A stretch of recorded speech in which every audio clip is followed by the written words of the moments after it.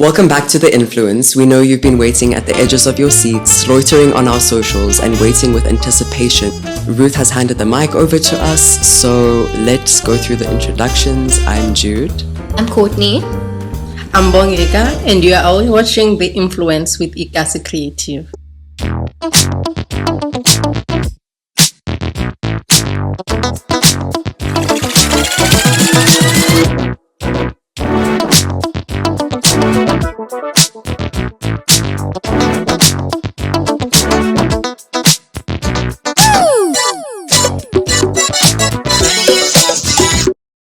Today we are hosting someone whose by the lines don't only report news, but they shape how we see the world around us.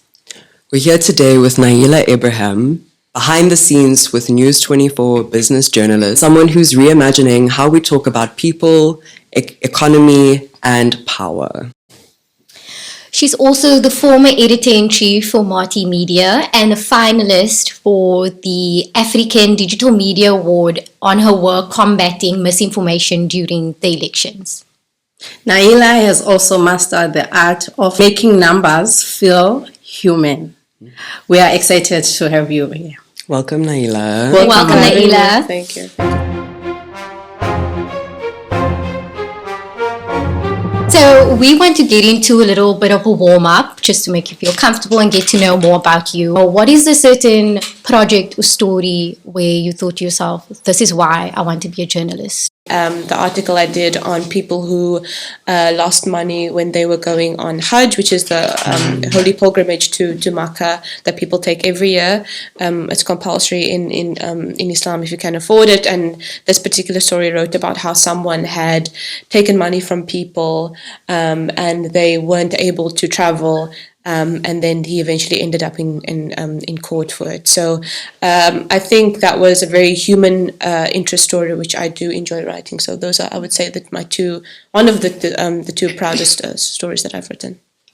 And it must be really exciting to see that you wrote about that and now the word is getting out, sort of to protect other people from falling into the same trap. Yeah, I think what our job as journalists is always to sort of, it's about not only to make complicated information more readable and accessible for people, it's also about bringing the issues of the everyday person.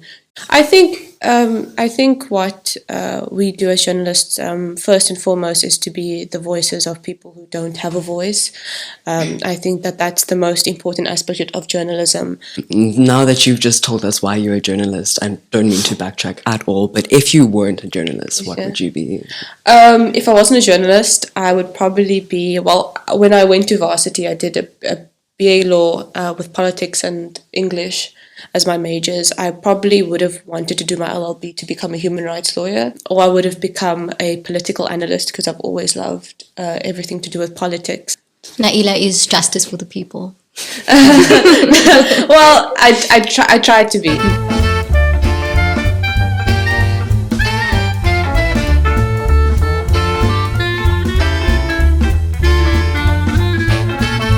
What's your go-to food on a stressful deadline night?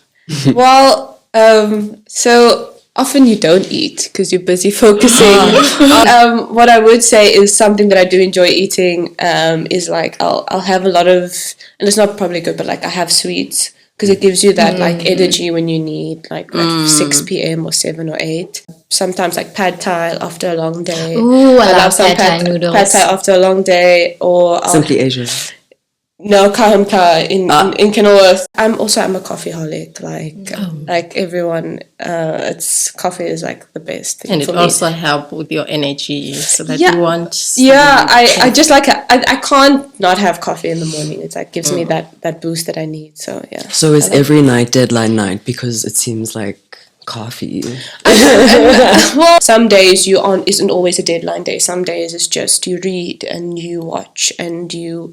Like I like to watch documentaries from the Financial Times, so quote unquote like our competitors, but I like to see them as our collaborators. Like what are they writing about? What are they documenting about? I like to read Bloomberg, Reuters. What are they writing about in the business space? And you know what what are their financial journalists talking about? What is happening in these countries? Is it echoing our own economic climate? Is it echoing what's happening here? So when we write about issues, we know it's not only happening here; it's happening everywhere. So that's what I like to. Yeah, I like to read other people's things, watch their things, get inspiration, become more informed. I think that's important, which a lot of people, I think, need to tap into more, because we're like all a network and community, right? Like all working towards like a similar vision in different ways. Yeah. I'm headed by Helena Wasserman, who's just the most amazing editor, a very inspirational woman. And I go to them if I have questions, ideas, or anything. But also if you go to events or conferences, you chat to other journalists about what have they noticed, what are they writing about. Like you always try and chat to people about, you know, what is, because we can never know too much about a certain topic, and there's always someone out there who knows a little bit more than you do. So I always try and bridge the gap with other journalists, because it's important to chat to other people. Yeah, maybe you can learn one thing or more. Always, like you always learn, whether that's, and particularly being only 25 in the space, or when I was 22, 23, just graduating, it was important to chat to people who are more experienced than you, to say, okay, they don't think this is newsworthy. Okay, why don't they think that? Or they have a wealth of knowledge. What happened during this time when I was, because you don't come into the newsroom with all the information.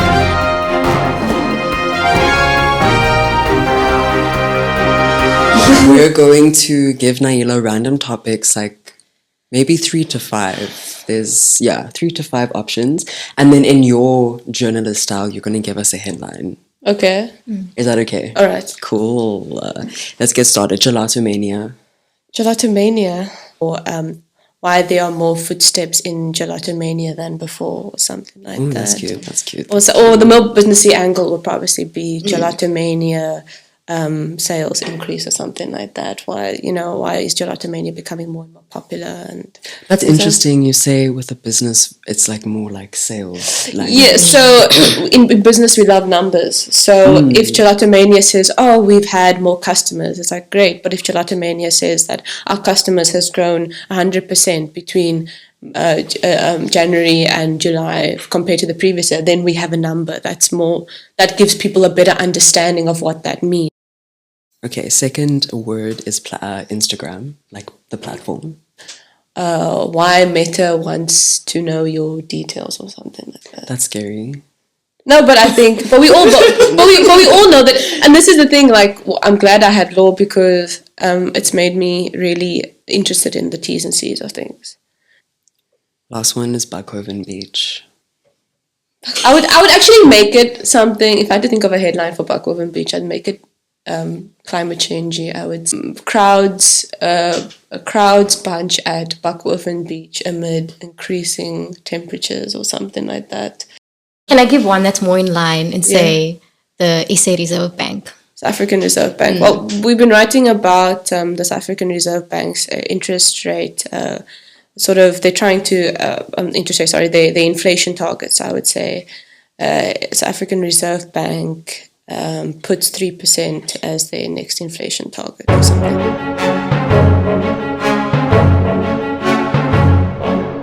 Okay, let's talk business. Business journalism has the reputation of being all about numbers and GDP. Yeah. But how do you balance the element of storytelling to this? As I said before, I have a very great editor, Helena, who always tells us, and she always says, if you don't understand something, the reader doesn't understand something. And you always have to make sure that what you write about, everyday people will care about. And even with those things about GDP growth or things like that, it's how well our economy is doing. So people should care about how well our economy is doing, particularly not only shop owners but also consumers. So it's like, are consumers spending more right now? They probably are right now, because we had an interest rate cut in July, I think, or a few months ago. So the GDP numbers is correlated, that everything is correlated to each other. If all of a sudden, like I wrote about a couple of weeks ago, Ford says they're going to retrench hundreds of workers, people can't say, oh, it's out of the blue. If they read articles about GDP growth, if they read about sluggish economic growth, they'll understand that people are struggling. So the more you read, the more you know. And even if you don't understand something, try and just like read and see, and then the wealth of information we have today to what does this mean, what does that mean. I even do that every day. So I think every story we write should and is important.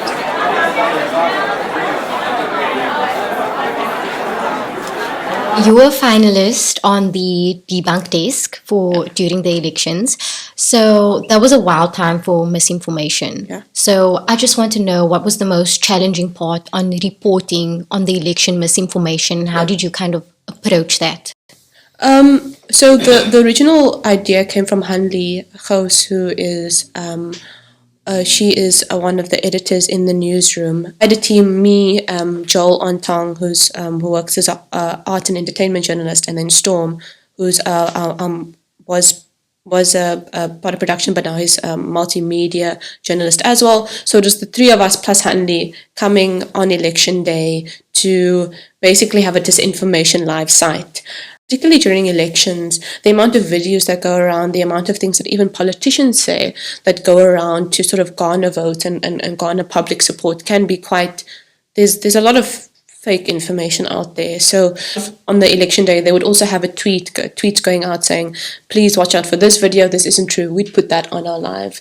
I think that was the most difficult, was the amount of misinformation that was out there during the time. I think it was quite astounding to see, because people in time of social media, how often are we able to fact check, or do we just believe everything that people say? It's our job as a misinformation journalist, and we have an actual journalist that is dedicated towards this now, Andrew, who works full time for us, who says this is fake, this is not fake, every single day. That's his job. It's really scary about how people scroll through TikTok and just believe everything they're seeing.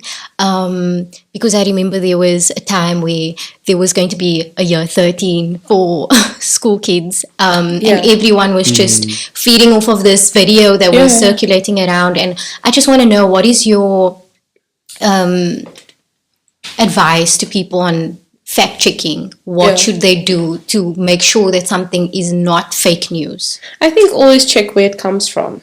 So if you see a random account and you look at how many followers they have, or is it verified and things like that, that there's going to be a year 13 happening, then you have to be like, okay, where's this information coming from? So you search, okay, year 13. Did any government websites, did any government spokesperson or anyone linked to the Department of Basic Education come out and say this?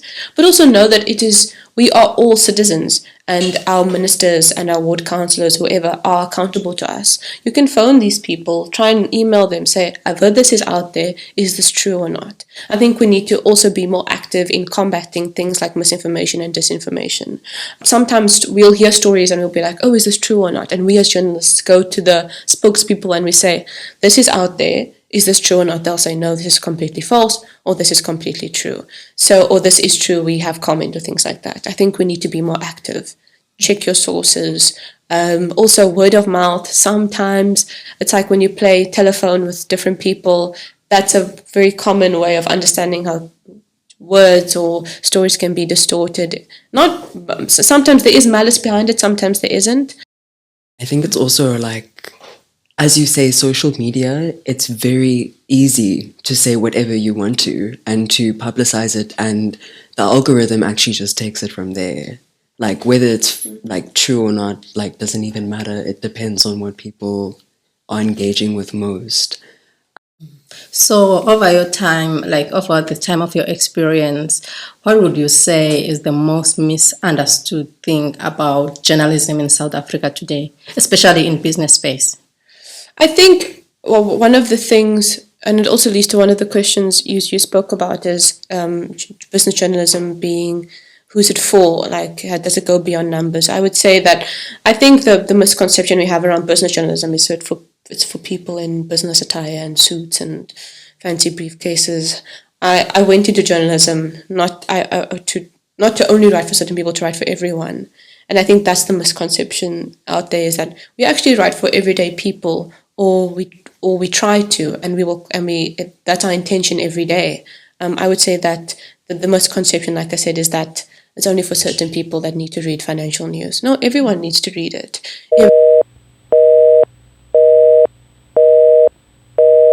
Yeah, we're gonna have to just test your headline radar a little bit now. Okay. And play fact or fiction. We're gonna give you 3 headlines. Yes. Yeah, we're gonna give you 3 headlines and you're gonna tell us. Okay. Courtney, you start. Okay, so the first one is South African startup launches drone-delivered coffee services in Cape Town CBD. I don't think that's true. You are correct. I was going to say, okay, cool. I was like, that's such a Cape Town thing to do. But I was like, the legislation around all the drone laws, I don't think we have already there yet. I'm not sure, I could be wrong. This is so random, guys. I'm sorry. I have to just... we went to the beach like 2 weeks ago. Yeah. And we're just chilling on the beach and this drone just starts like flying over our group and just like it's staying there. Like it's just staying there. Like, and for me, I wondered in my head, what are actually the laws that you know of? Because I'm confused. The thing is, I wouldn't say I'm an expert on the topic, but I know that you need to apply for a drone license or a drone operating license, and you need to have certain, like, obviously you need to, like, a car, you need to have a license, you need to know how to work it, and also you need to know in which public places you can use it. We have a lot of, like the Poppy Act, we have a lot of legislation around under 18s, children, whether you can film them with their consent or not. Legally, we shouldn't be able to just take a photo of a child and post it on a social media. So think of a drone, it's recording. Then there's going to be children at the beach. There's going to be, so logically, I don't think that should, or I don't think that's allowed. No, it wasn't. It was really frustrating and scary. But then eventually it went away because... Yeah. And unless I think drone for surveillance, so like if there's a law enforcement aspect of it, there's mitigating circumstances. Do you think they'll put a SAP sticker there? Oh, probably. They'll probably have like a SAP branding that they do. At it so it could leave. I was not happy. I'm sorry, Jude, that would keep me up at night. A drone. No, there's just a video of me somewhere. There's a video of me somewhere. Like... SA Reserve Bank launches TikTok account to explain interest rates. Is it true? I feel like, well, if it's not true, then they should. Is it true? Do they do that? I don't think so. Like, do they explain interest rates on TikTok? They should, though. They definitely I'm going to should. say, because I haven't stumbled across it. But, so what is the headline, if it's true or not? What is the headline? SA Reserve Bank launches TikTok account to explain interest rates. Okay, I'll say that's true. Is it not? It's not true. No. But now we're giving you an idea. But it should. SA Bank. Reserve Bank. But there's a lot of people that rely on social media for information that don't actually watch the news. So I think it would be like a really good idea. I think that's a good idea. You guys should pitch it to them. I think that's cool. Let's check business. Educational content is better than mush, right? Just sound and video for nothing. Yeah, I think also you build a better relationship with people. You build trust with people if people can put a face to you. Ostriches at wine farms disrupt the tourism boom by dancing during the wine tastings. So is the story that they've started to dance during wine tasting? They've disrupted the tourism by dancing during the tasting. I haven't. Okay, I'm gonna say that's not true. You're so right. Okay, good. Wow, well done. Okay, you passed good. 2 out of 3. 66%. That's a pass. So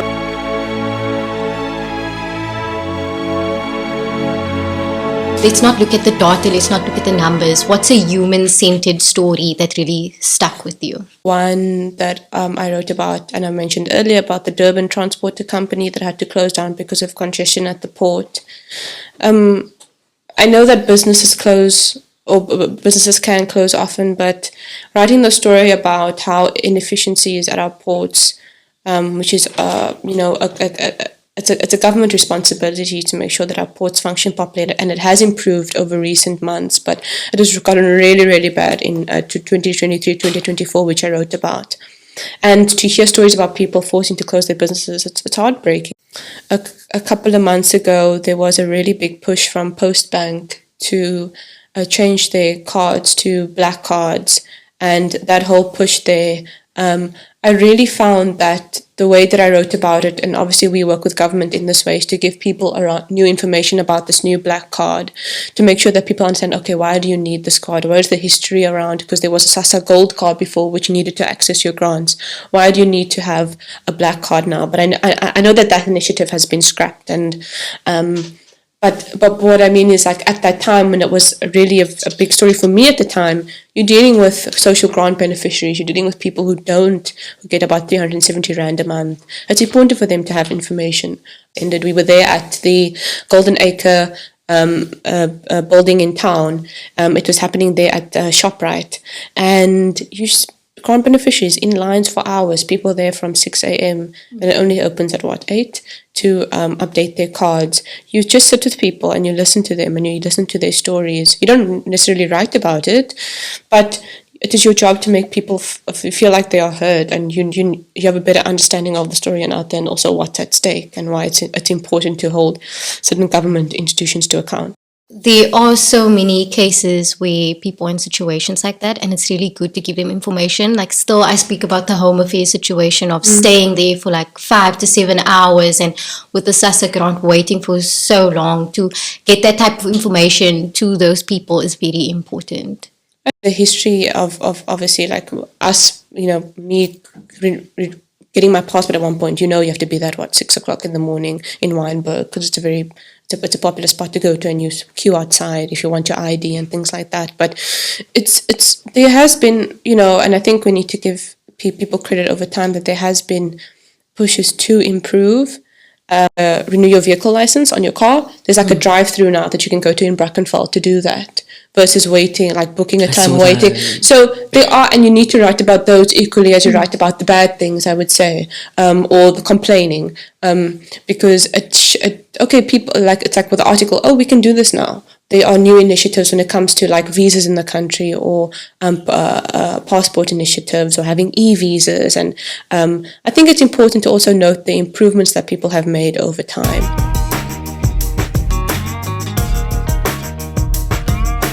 So, being in the journalism space, how do you see journalism evolving in, say, the next 5 to 10 years? I would say that over time we've become, even though I would consider myself as technologically literate, we're going to become even more technologically literate as more ways of information can get out there, especially with the introduction of, things like AI. We're going to have to not see AI as the enemy, but also how can we leverage AI in terms of, like, not writing anything for us, but in terms of, like, how can that help our job? I think it's quite difficult at the moment to predict where we will be, because it's also tough in the journalism space about, media houses, long-standing media houses closing down. There's not enough, I would say, in terms of young journalists out there. I would want to see more people who want to be journalists out there. So yeah, I would say obviously technology, information, social media, more and more information getting out there, but also in the journalism space, we need to adapt to that. But also, do we have enough people there, to also support us? I would say I would want to see more young journalists out there, people who are naturally curious, people who love writing, people who want to make a difference. And what role do you hope that you can play in inspiring that, or kind of like... Yeah, I think if you want an industry to thrive, you'll be so much more selfless with your time and with your expertise. I'm not going to hold on to anything. If you have a question, just ask me. If you have my number, you can call me. If you're a young journalist who wants to, or a person who's interested in doing journalism, I will tell you this is what you need to do, or these are the opportunities out there. But I think I just want to see more young people out there, more young people questioning, more young people using journalism as a method to hold people accountable, and also more people with a passion to give everyday people the information that they need and that they want. Do you see yourself creating specific, like, digital news content, or things that span in different forms? I would say I love writing, so I'll stick to writing for now. If there's anything new that'll pop up, then I'll allow it. But I love writing. I love, for me, that's the best, like the most, it's, I don't know, it's what I'm good at. I love photography. So I do sometimes for my stories. I did a high rock story once about the growth of high rocks in South Africa, and why more people are doing high rocks, and I did my own photos for that. So I do like photography sometimes, but I think I'll stick to writing. That's my passion. If you could give one piece of advice to young creators in South Africa or journalists, what would it be? Don't fall at the first hurdle. It is tough out there as journalists, as creatives, as people who with a passion for writing or for journalism. It is difficult out there. Hold on to your network, create a journalism family, if I could put it that way, with people with a wealth of knowledge to help you and to give you as much information as you can. Also, reach out to people. Don't do things alone. I am where I am because after our module on financial journalism, our lecturer, William Horn, who worked for Netvak 24, I said, I really like doing this. And he was like, oh, I can put you in touch with Helena, who is the editor of Fin24 or News24 Business Now, and you can do your internship there, because we had to do an internship as part of our degree. And that's how I got to where I am now. Don't be afraid to say, oh, I am interested in doing that. Be comfortable to learn and not put out an article or product. Absorb as much information as you can from the people around you. As a creative, networking is important, and also be curious. The industry is so small. So you need to make sure that you have not only have a good reputation, but also you're willing to branch out. You can't be an island in this industry. You can't be a pariah and just think, oh, everything's going to happen for me if I just sit by myself and do my work. You have to connect with people.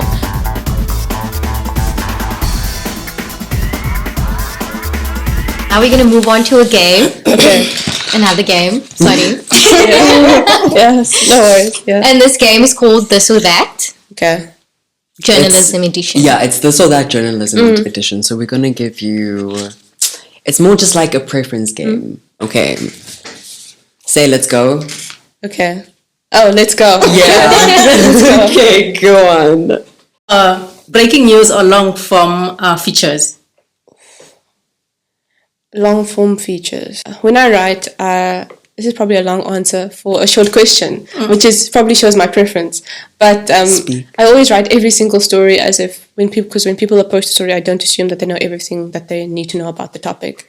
So you bring as much background information as you can, which is why my stories are often, sorry to my editors and my production colleagues, but they always are quite longer because I try and bring all the background out there. You could do a breaking news, like it's what sometimes like my colleagues do who write about results in companies. They will have a first take. We call it a first take, which is basically a summary of what the results are, but then they'll do a follow-up interview with the people, with a CEO or with a CFO or with a managing director about the company. That's another article that you can release in the morning or in the afternoon. So they kind of do both.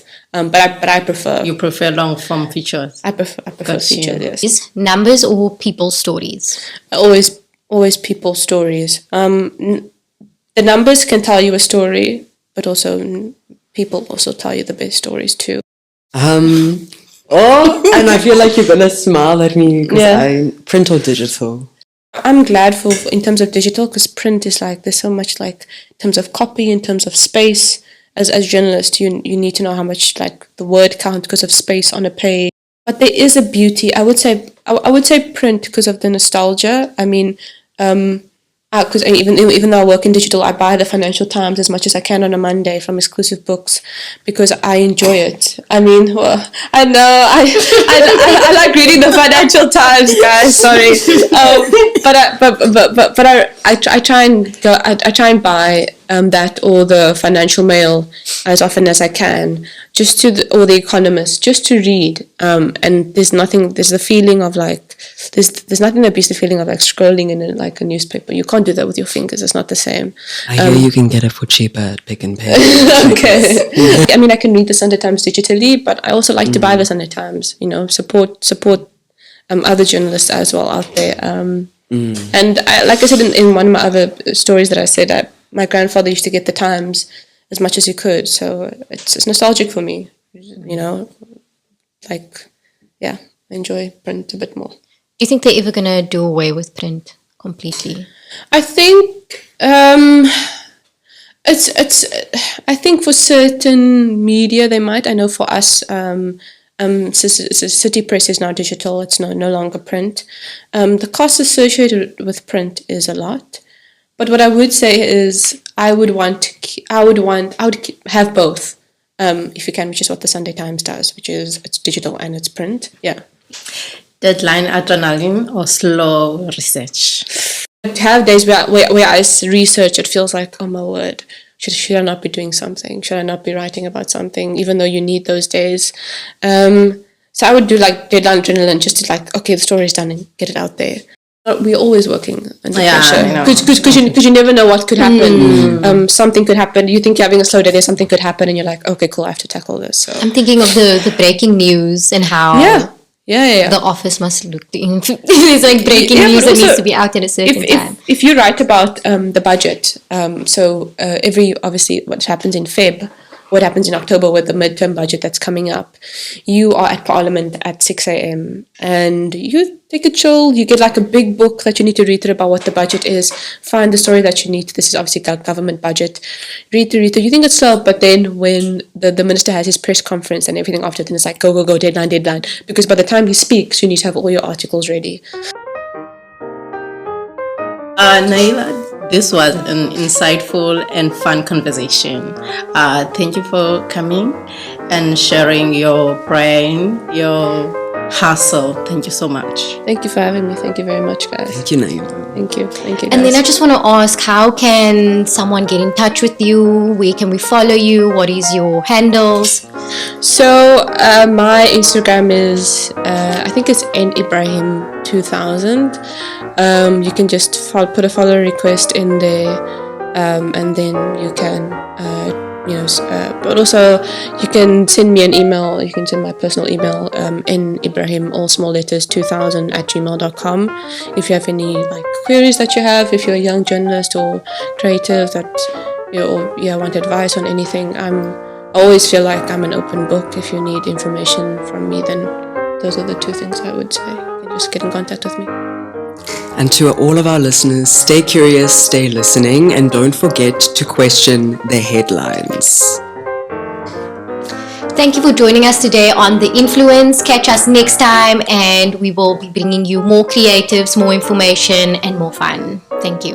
Thank you, guys, and thanks again, Na'ilah. Thank you, Na'ilah. Thank you. Na'ilah.